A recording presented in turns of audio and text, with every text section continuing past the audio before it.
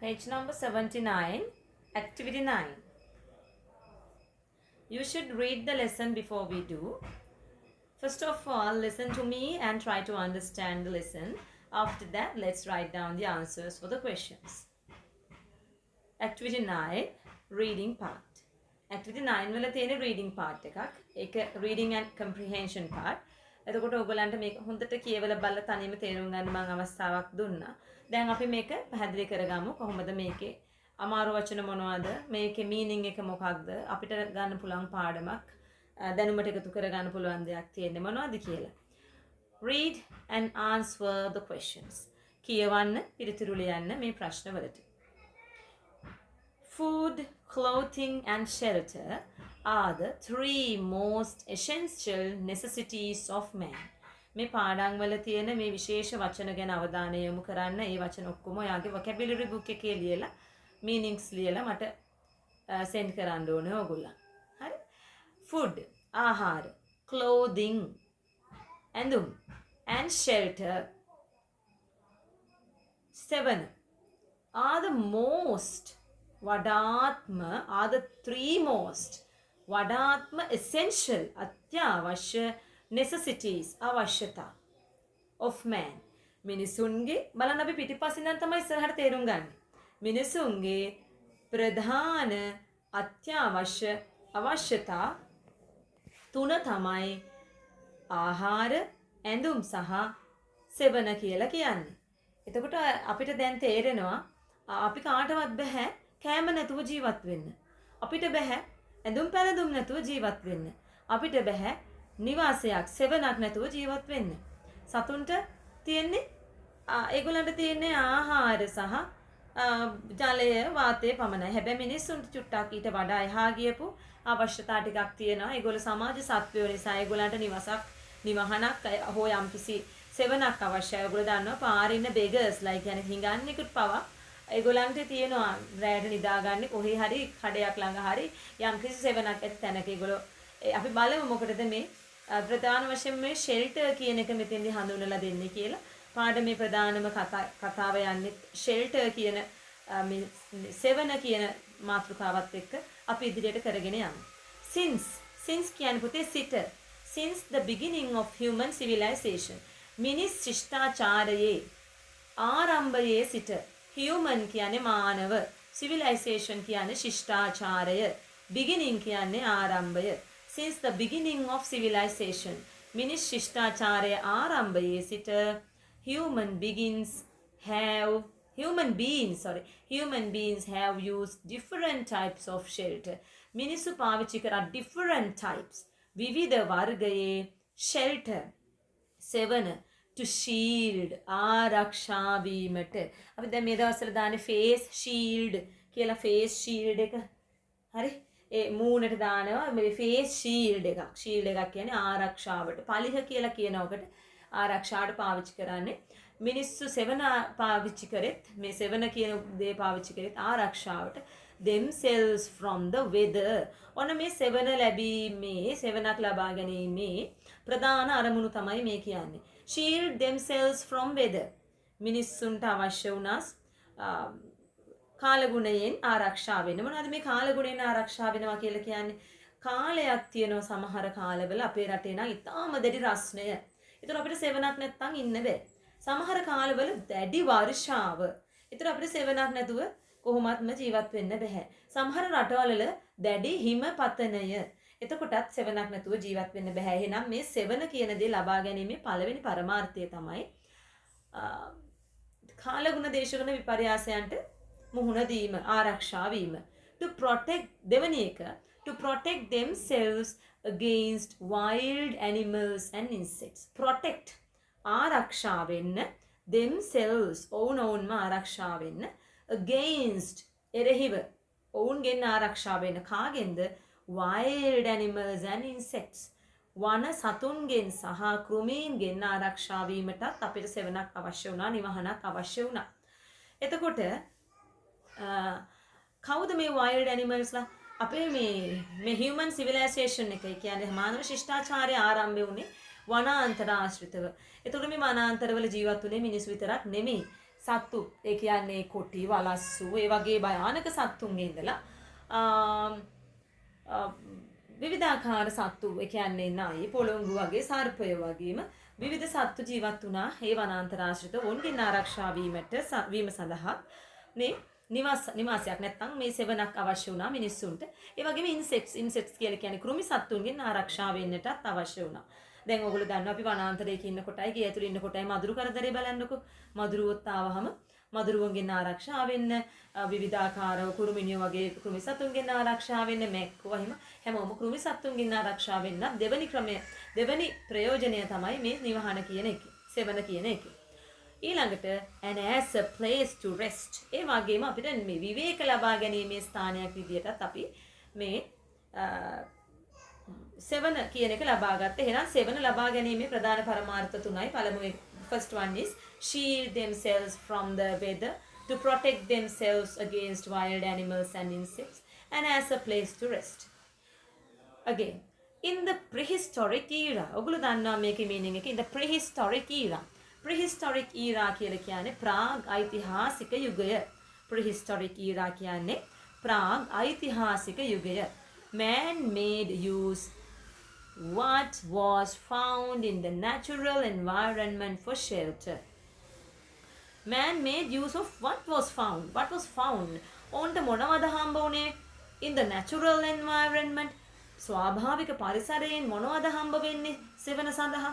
අන්න ඒ දේවල් තමයි ඔවුන් පාවිච්චි කරේ සෙවණ උදෙසා. Trees, for example. ප්‍රධානම දේ තමයි විශාල ගස්.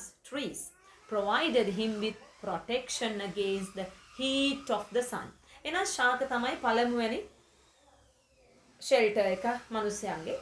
First shelter of the man is the tree. Trees වලින් අපිට ලැබුණු protection මොනවද කියලා බලමු. Protection against the heat of the sun. පළමු ප්‍රයෝජනය තමයි ඉරු එළියෙන් හිර එළියෙන් අපිව ආරක්ෂා කළා. The cold in the winter. සීතල ඍතුවලදී ඒ කියන්නේ හිම වැටෙන ඍතුවලදී සීතලෙන් ආරක්ෂා කළා. And the rain. වැස්සෙන් අපිව ආරක්ෂා කළා ගස්. ප්‍රාග් ඓතිහාසික යුගයේදී. Trees also protected man against animals. ඒ වගේම ශාක වලින් සතුන්ගෙනුත් මිනිස්සුන්ව ආරක්ෂා කළා. සතුන්ට එරෙහිවත් අපිට ආරක්ෂාව ලබා දුන්නා. That could not climb up trees. මොන වගේ සතුන්ගෙන්ද? That could not climb up trees. ගස් උඩට නගින්න බැරි සතුන්ගෙන් අපිව ආරක්ෂා කළා. කවුද මේ ගස් උඩ නගින්න බැරි සතු? Example, ඇයි අපි tree houses හදාගෙන ඉන්නේ පුතේ? ඔය පැල් හදාගෙන ඉන්නේ ගස් උඩ පැලක් හදා ගන්නවනේ ඔය හම්බන්තොට දිස්ත්‍රික්කයේ වගේ. ඔය මේ වගා කටයුතු කරන තැන්වල හේන් වගා අපි එහෙම කරනකොට ඇයි ඒ ගහක් උඩ හදන්නේ? For the protection from the animals that could not climb up trees. ගස් උඩ නගින්න බැරි සතු. කවුද මේ සතා? First one is the elephant. පළවෙනි එක්කෙනා අලියා. ඒ වගේ තවත් සත්තු ඉන්නවා ගස් උඩ එකපාරට නගින්න බැරි සත්තුන්ගෙන් ආරක්ෂා වෙන්න ශාක මේ ගස් අපිට ප්‍රයෝජනවත් වුණා. Later man shifted to caves. ඊට පස්සේ later මේ වචන හරිය ප්‍රයෝජනවත් රචනා ලියද්දී ඔයා පාවිච්චි කරන්න ඕනේ. Later පසුව මිනිස්සු shifted to caves. මිනිස්සු යනවා ගල් ගුහා වලට for shelter. මොකටද යන්නේ? මේ සෙවණ ලබා ගැනීම සඳහා. ගස් ඇටට වෙලා ඉඳපු මිනිස්සු යනවා ගල් ගුහා ආශ්‍රිතව මේ තමන් පදිංචියට. Which provided greater protection. ඒකෙන් ලබා දෙන greater වඩා වැඩි ආරක්ෂාවක් මොනවයින්ද? Against එරෙහිව. මොනවට එරෙහිවද? Extreme weather conditions. දරුණු ස්වාභාවික මේ කාලගුණ තත්වයන්ට weather condition කියන්නේ කාලගුණ තත්වය. දරුණු කාලගුණ තත්වයන්ට එරෙහිව හොඳ ආරක්ෂාවක් ලබා දුන්න ගස් වලට වඩා මේ ගල් ගුහා ආශ්‍රිතව. තෙමෙන්නේ නැහැනේ. ගල් ගුහාව ඇතුලේ ඉන්නකොට අපි තෙමෙන්නේ නැහැ. හැබැයි ගහක් යට ඉන්නකොට අපිට වෙහි පොද වැටෙනවා. එතකොට අපිට ඩෙඩ වෙන්න පුළුවන්. However, කෙසේ වෙතත් වැදගත් වචනයක් නැවතත් later වගේම රචනා ලියනකොට ඔයාට වාගේ direction එක දක්වන්න පාවිච්චි කරන්න පුළුවන් වචන. However, they offered less protection against wild animals. මොනවද මේ caves වල තිබ්බ පුංචි ගැටලුව? less protection අඩු ආරක්ෂාවක් ලබා දුන්නා. offered කියන්නේ ලබා දුන්නා against wild animals. වනසත්තුන්ගෙන් නම් එච්චර ලොකු ආරක්ෂාවක් ලැබුණේ නැහැ. මොකද ගල් ගුහා ආශ්‍රිතවත් කොටි බලස්සු වගේ සත්තු ජීවත් වෙච්ච නිසා. ඒගොල්ලොන්ගේ නිවහනකට ආවා වගේ තමයි අපිට ගල් ගුහාවක් ඇතුළේදී ඉන්න වෙන්නේ. හිටපු ගමන් ඒ සත්තුත් එතෙන්ට එනවා. ඒ නිසා සත්තුන්ගෙන් නම් එච්චර ලොකු ආරක්ෂාවක් අපිට ලැබුණේ නෑ ගල් ගුහා ආශ්‍රිතව. හරි එහෙනම් පළවෙනි පැරග්‍රාෆ් එකේදී අපි කතා කළා මොකද්ද මේ ෂෙල්ටර් කියලා කියන්නේ කියලා. early human අපේ මානවයා කොහොමද සෙවන ලබා ගත්තේ කියලා. පළමු ක්‍රමය මොනවටද කොහොමද මේ සෙවන ලබා ගැනීමට හේතු මොනවද? ඒ වගේම මුලින්ම පාවිච්චි කළා ගස් ඊට පස්සේ කේව්ස් වලට මාරු වුණා. ගස් වලින් අපිට ලබා දීපු සෙවනෙහි ප්‍රයෝජන කොහොමද? ඒ වගේම කේව්ස් වලින් අපිට මොන වගේ ආරක්ෂාවක්ද ලබා දුන්නේ කියලාත් අපි පළවෙනි පැරග්‍රාෆ් එකකින් කතා කළා. So that we are going towards the second large paragraph. Let's see what is there. මේක දැන් බලන්න ඕගොල්ලෝ highlight කරලා තියෙනවා gradually later then as a result however ඔය words ඕගොල්ලන්ට highlight කරලා දීලා තියෙන්නේ ඇයි දන්නවද? මම කලින් කිව්වා වගේ when you are writing your own essays you should use these words to show the direction of the sentences. ඔයගොල්ලන්ගේ sentences යන direction එක දැන් මේ පළවෙනිය කතා කරන එකට වඩා හාත්පසින් වෙනස් එකක් නම් ඊළඟට කතා කරන්නේ අපි කියන however කෙසේ වෙතත්. හරි? gradually ක්‍රමක්‍රමයෙන් later පසුව then ඊළඟට අන්න ඒ වගේ මේ words පාවිච්චි කරලා අපේ essay එක තව තවත් ලස්සන කරගන්න. ඒ වගේම essay එකේ නිර්මාණශීලී බව වටිනාකම වැඩි කරගන්න මේ words පාවිච්චි කරන්න පුළුවන්. හැමෝම vocabulary book එකේ ওই words ලියලා මට send කරන්න වෙනවා homework විදිහට. ඒ නිසා මේ lesson එක කරන ගමන්ම ඔයගොල්ලන් ඒව note down කරගන්න. හරි? gradually ක්‍රමයෙන් man learned to build a shelter of his own. මොකද්ද මිනිස්සු ක්‍රමයෙන් කරන්න පටන් ගත්තේ පුතේ? learned ඉගෙන ගත්තා build a shelter සෙවන හදාගන්න of his own. ඔහු විසින්ම හදාගන්න පුරුදු වුණා. to protect himself. ඔවුන් ආරක්ෂා වීම සඳහා. අපි ඇත්තටම කිව්වොත් කුරුල්ලොත් හදාගන්නවානේ කූඩු ඒගොල්ලන්ගේ හේවන ආරක්ෂාවේ ටික බලාපොරොත්තු වෙයි. එතකොට තවත් කවුද ওই විදිහට ගුහා හදාගන්නවානේ හාවෝ හිමත් නේද? බිම පොළවයට හරලා ගුහා හදා ගන්නවා. ඉතින් මිනිසා කියන්නේ කොච්චර හොඳ උසස් දැනුමක් තියෙන කෙනෙක්ද? ඔන්න එහෙනම් එයාත් ගස් යටට ගුහා වලට සීමා වෙන්නේ නැතුව දැන් එයා පටන් ගත්තා. මොකක් කරන්නද? to build a shelter of his own. ඔහු විසින්ම තමාගේ නිවහන නිර්මාණය කරගන්න පටන් ගත්තා. It is believed that විශ්වාස කරන පරිදි man initially made use of bones. Initially මූලාරම්භයේ වශයෙන් මුලින්ම විශ්වාස කරන පරිදි මිනිස්සු මුලින්ම made use of bones. ඇට සැකිලි වලින් තමයි තමන්ගේ මේ නිවහන නිර්මාණය කළේ.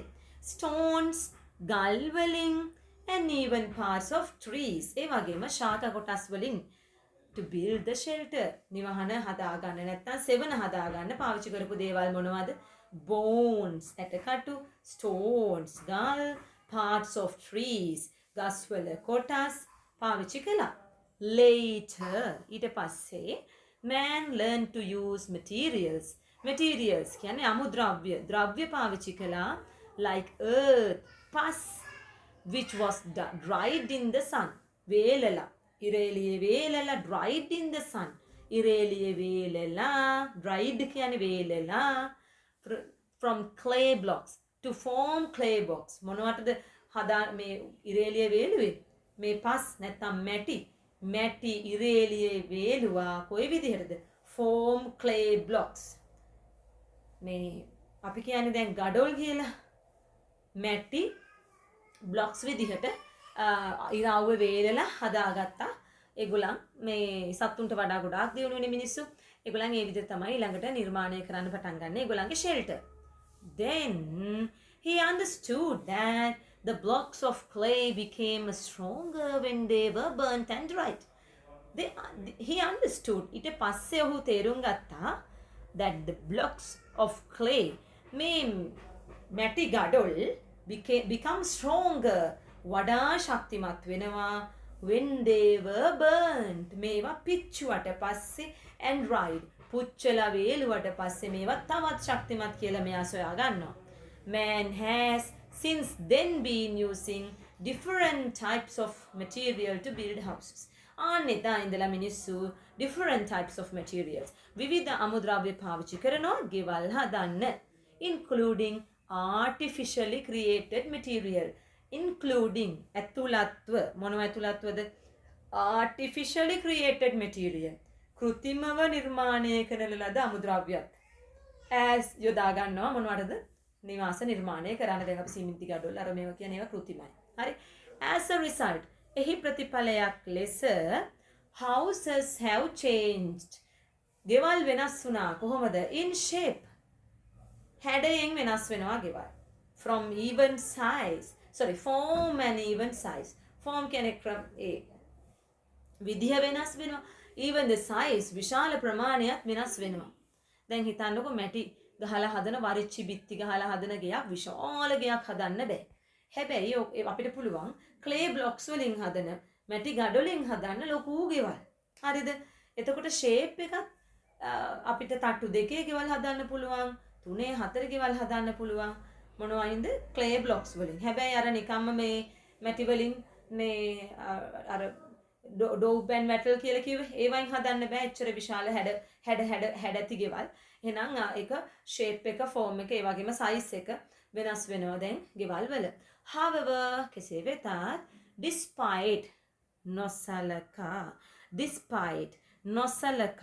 the development in the material used for building houses ගෙවල් හදන්න පාවිච්චි කරන අමුද්‍රව්‍යයන්ගේ මේ දියුණුව නොසලකා it is important to pay attention අවධානය යොමු කිරීම වැදගත් pay attention කියන්නේ අවධානය යොමු කරනවා අවධානය යොමු කිරීම වැදගත් වෙනවා to the climatic factors කාලගුණ තත්වයන්ට කාලගුණ සාධකවලට අවධානය යොමු කරලා එක වටිනවා when building houses ගෙවල් හදනකොට for example Inuit houses in Arctic පැත්තේ කියන්නේ ඔය හිම වැටෙන හිම මිදිච්ච Arctic Antarctic ප්‍රදේශවල Inuit houses ඔයාලා අහලා තියෙනවනේ අර අපි චූටි කාලේ ඉගෙන ගන්නේ අයියකුරෙන් igloo කියලා අන්න ඒවා තමයි මේ Inuit houses කියන්නේ building different deserts හරිද එතකොට මේ ඒ Inuit house එකක් කවදාක්වත් desert එකක ඒ කියන්නේ කාන්තාරයක හදන්න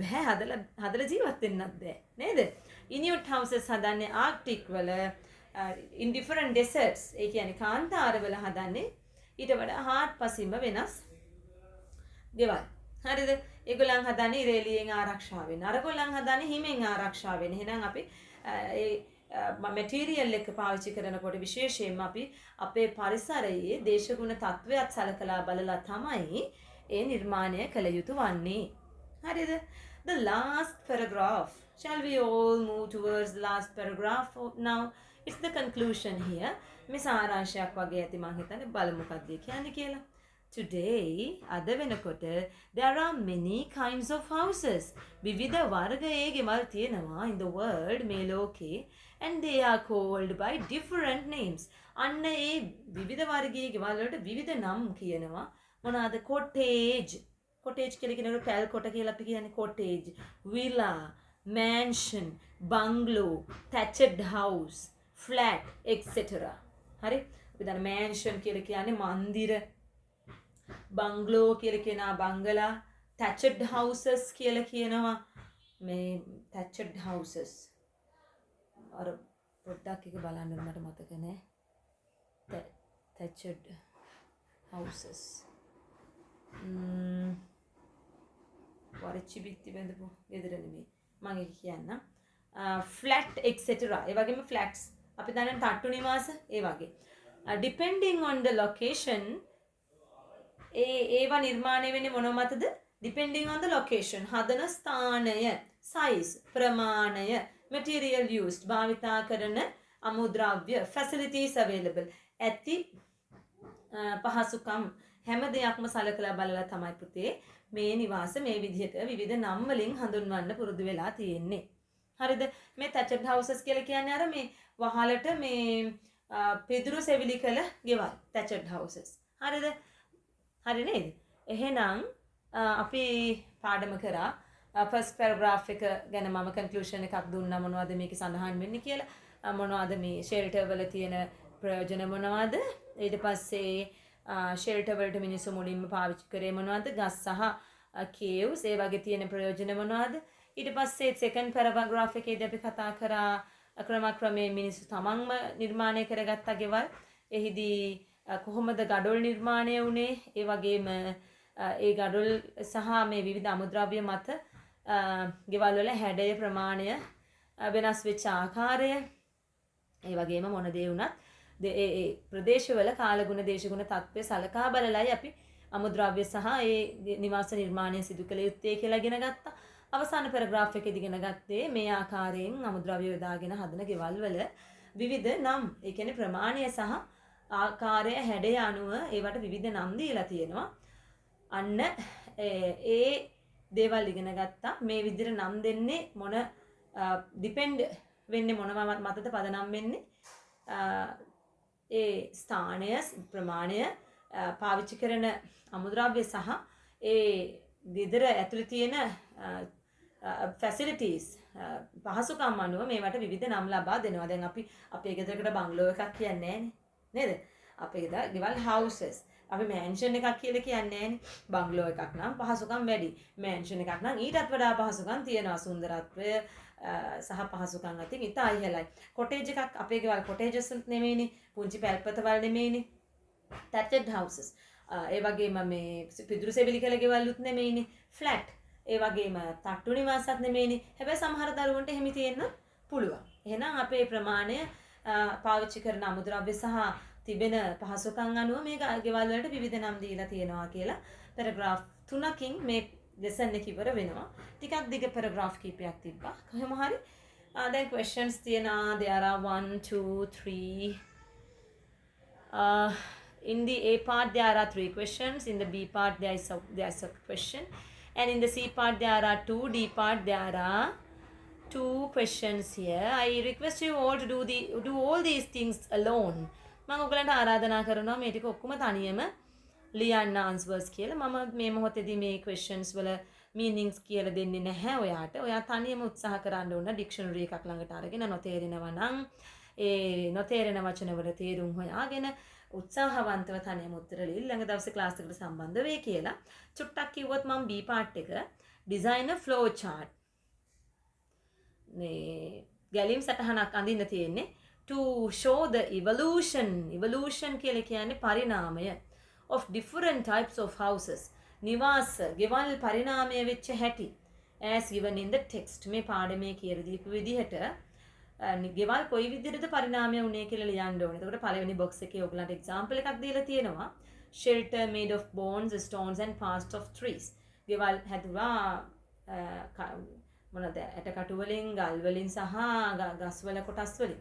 ඊට පස්සේ ඔයාට පාඩමේ කියලා තියෙනවා නිවාස නිර්මාණය වෙච්ච නැත්තම් මේ ෂෙල්ටර් හැදිච්ච අනුපිළිවෙලක් කියලා තියෙනවා. මෙන්න මේවා තමයි ඊළඟට, මේවට තමයි මිනිස්සු ඊළඟට යොමු වුණේ. ඊළඟට මිනිස්සු මෙන්න මේ වගේ නිවාස නිර්මාණය කරගත්තා.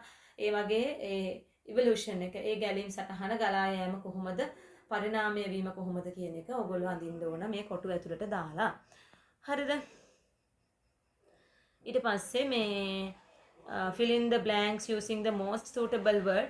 වඩාත්ම ගැලපෙන වචනය යොදලා ඉස්තම් පුරවන තියෙනවා. මේ අර අපි ඉගෙන ගත්ත වචන වලින් ඔයගොල්ලෝ. ඊට මම මේ words වල meanings කියලා දුන්නා. ඒ ටිකත් හොඳට vocabulary book එකේ ලියලා පාඩම් කරලා මේ questions වලට උත්තර දීලා අපි ලබන සතියේ class එකේදී එනම් හමු වෙමු. හරිද? I think the lesson is clear for all of you. So I'm going to stop here the video. So hope you will join the class next day very well. And goodbye everybody. See you.